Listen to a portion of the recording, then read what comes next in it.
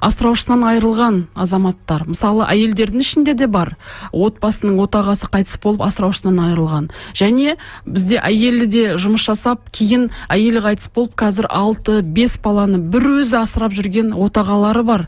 Олар өте көп емес, олар небәрі осындай асыраушысынан айырылған деген категорияда әлеуметтік төлем алатын 80 мыңнан астам азамат бар екен. Бірақ олардың категориясы заңмен бекітілмеген. Біз қашан бекітеміз? Біз нені күтіп отырмыз?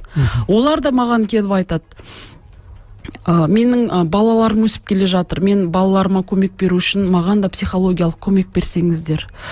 Қандай өзгерістер бар, қандай оңай жолдары бар, қандай мысалы жеңілдетілген несие алу, соған қатысты қаржылық тұрғыдан біліктілік мәселесінде бізді бір сүйемелдеп қолдайтын орталықтар болса екен деп айтып жатыр. Яғни біз заңмен категориясын бекіткеннен кейін бұл мәселені қарастыруға да мүмкіндік аламыз.